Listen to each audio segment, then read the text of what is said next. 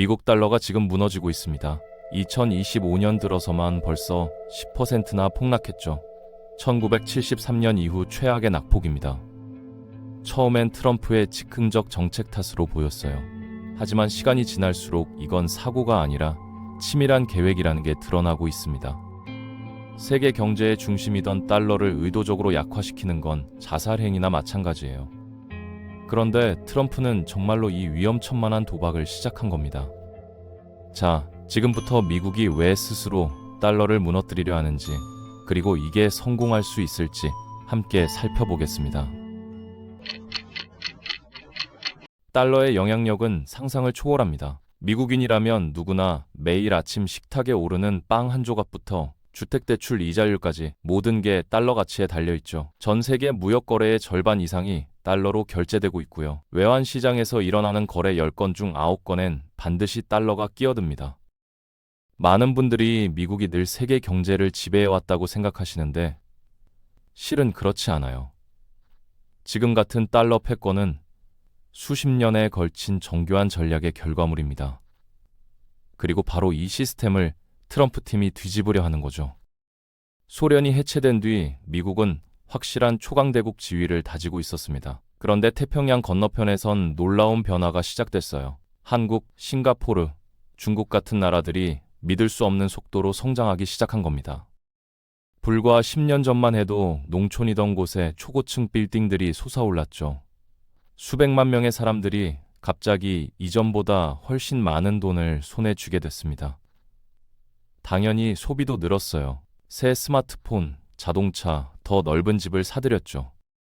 하지만 성장 속도가 워낙 빨랐기 때문에 쓰고 남은 돈이 엄청났습니다.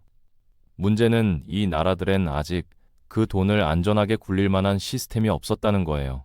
은행은 불안정했고 주식시장은 작았으며 기업들도 충분히 크지 않았습니다.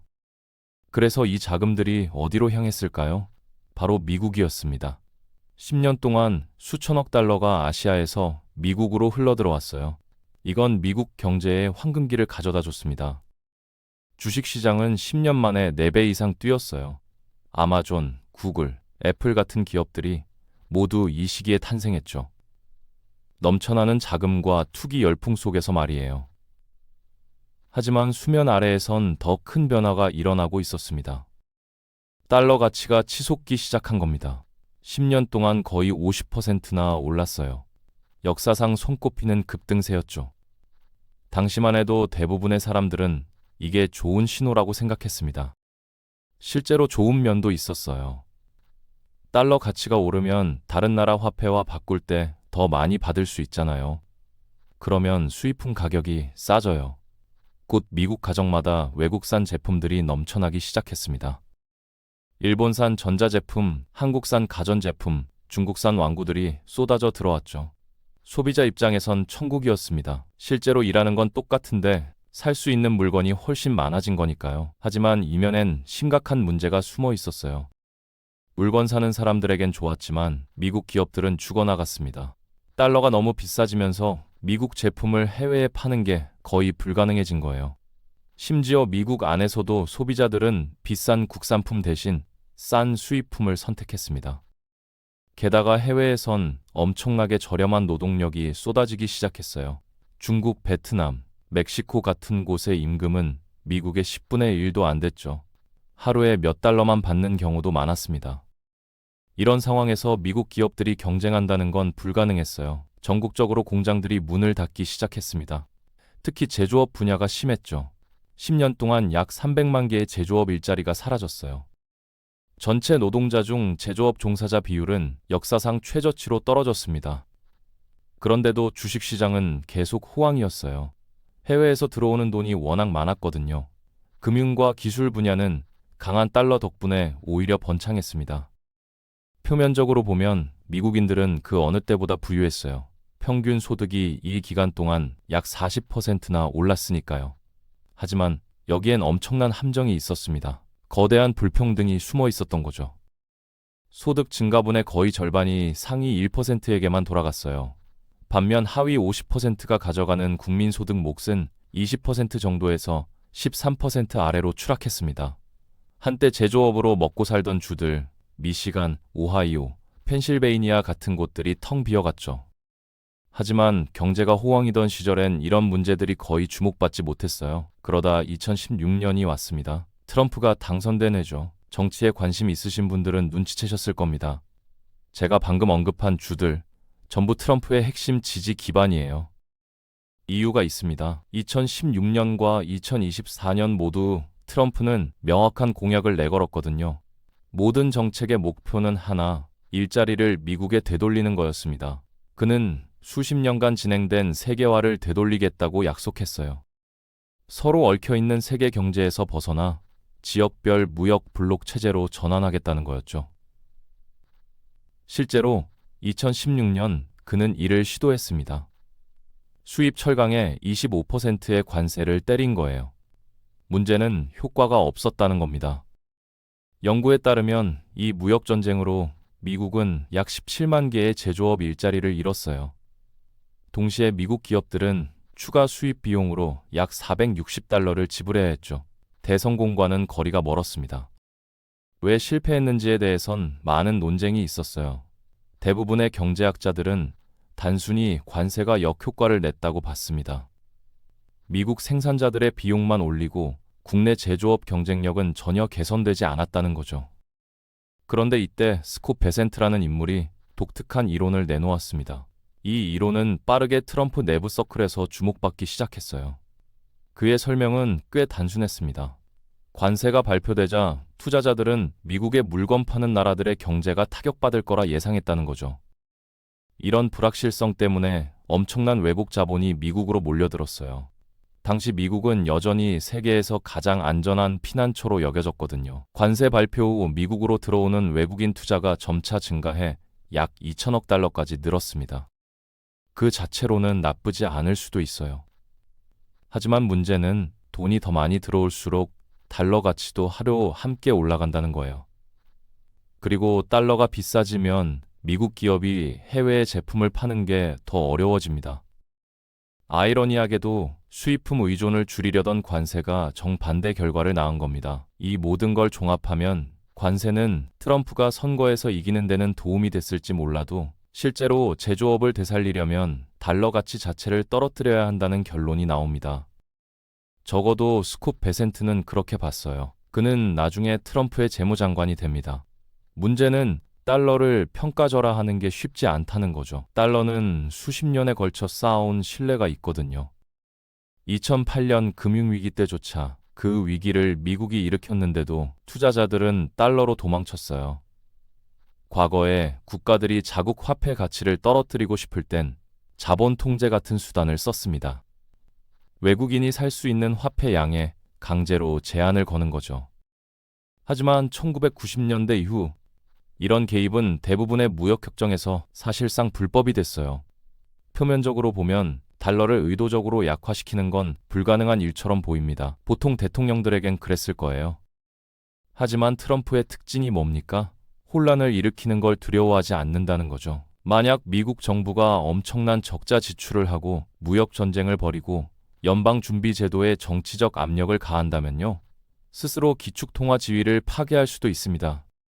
그렇게 되면 자본이 대량으로 빠져나갈 거예요. 투자자들은 유로화, 위안화, 심지어 금 같은 다른 안전자산을 찾아 나서겠죠. 미친 소리처럼 들리지만 트럼프 팀은 완전히 동의하는 것 같습니다. 선거 직후 보도에 따르면 그의 측근들이 말하라고 협정이라는 걸 논의했다고 해요. 달러를 약화시키는 구체적인 청사진 말이죠. 그리고 지난 1년간 그의 행정부가 한 거의 모든 일이 정확히 그 방향을 가리키고 있습니다. 이제 악명 높은 해방의 날 기자회견을 기억하시나요? 트럼프가 광범위한 관세 패키지를 발표했던 날입니다. 중국, 독일은 물론이고 캄보디아 같은 작은 나라들까지 최고 49%의 관세 폭탄을 맞았어요. 시장은 즉각 패닉에 빠졌습니다. 다우존스는 하루 만에 거의 8% 폭락했어요. 국채 수익률은 급등했고 달러는 수년 만에 최저치를 찍었죠.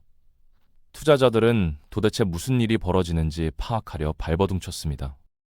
그런데 몇 주 후 이상한 일이 벌어졌어요. 트럼프가 조용히 관세 대부분을 철회한 겁니다. 발표했던 거의 모든 걸 되돌렸죠. 정리가 끝났을 땐 실제 관세율이 원래 예상의 절반 정도밖에 안 됐습니다. 한편으론 정책이 너무 잘못됐으니 당연한 조치처럼 보이죠. 실제로 그랬을 수도 있어요. 하지만 동시에 만약 그의 목표가 의도적으로 투자자 신뢰를 흔드는 거였다면요? 말하라고 협정이 시사하는 것처럼 말이에요. 그럼 완벽하게 먹힌 겁니다.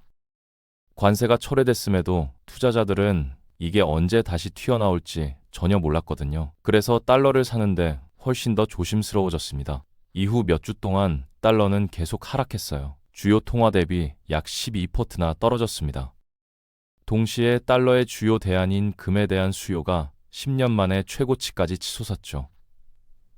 이 모든 걸 그냥 트럼프가 트럼프답게 행동한 것, 헤드라인을 위해 시장에 혼란을 준 것으로 치부하기 쉬워요. 하지만 동시에 이건 우연으로 넘기기엔 너무 논리적입니다. 달러가 떨어진 이후 미시간 같은 주에선 자동차 수출이 약 12% 증가했어요. 텍사스에선 석유, 가스, 정제 연료 같은 에너지 선적이 거의 15% 가까이 올랐습니다. 수십 년간 침체했던 오하이오와 펜실베이니아 같은 주들도 철강과 기계류 수출이 10년 만에 처음으로 증가세를 보였죠. 지금 당장은 효과가 있어 보입니다. 하지만 그렇다고 위험이 없는 건 아니에요. 외국인 투자자들이 미국에서 돈을 빼내기 시작하면 단순히 달러만 약해지는 게 아닙니다. 경제 시스템 안을 도는 돈 자체가 줄어들어요. 기업과 정부가 빌릴 수 있는 돈이 적어지는 거죠. 그러면 필연적으로 경제 전체의 금리가 올라갑니다. 36조 달러가 넘는 부채를 안고 있는 정부에겐 이게 엄청난 문제예요. 차입 비용이 1%만 올라도 연간 이자 지급액이 약 3,600억 달러 늘어납니다. 이미 정부 예산의 거의 15%를 차지하는 비용인데 말이죠. 노출된 건 정부만이 아닙니다. 민간 기업들, 특히 기술 부문 회사들은 팬데믹 이후 풀린 쉬운 돈 덕분에 기록적인 수준의 부채를 쌓아왔어요. 그 현금 상당 부분이 AI와 자동화에 대한 투기성 베팅으로 흘러갔죠. 지난해 성장의 약 92%가 AI 관련 투자에서 나왔다는 추정도 있습니다. 문제는 이 회사들이 갑자기 그 모든 부채에 대해 2배의 이자를 내야 한다면요. 많은 기업이 파산할 수 있어요. 그리고 그렇게 되면 경제가 빠르게 깊은 불황으로 빠질 수 있습니다. 좋든 나쁘든 미국 경제는 세계 기축 통화로서의 역할에 깊이 의존하게 됐어요. 이 지위가 수십 년간 조용히 미국의 번영을 지탱해 왔습니다. 덕분에 지속적인 적자를 내면서도 싸게 돈을 빌릴 수 있었고, 여전히 지구상에서 가장 안전한 자금 피난처로 남을 수 있었죠.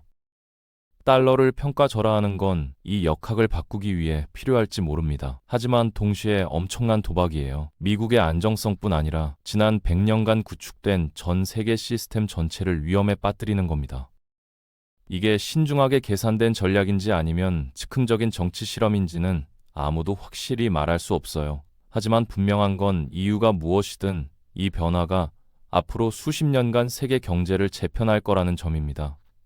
역사상 가장 위험하면서도 야심찬 경제 실험이 지금 우리 눈앞에서 펼쳐지고 있는 거죠. 오늘 영상이 도움이 되셨다면 구독과 좋아요 부탁드립니다. 여러분의 한 번의 클릭이 다음 영상을 만드는데 큰 힘이 됩니다. 감사합니다.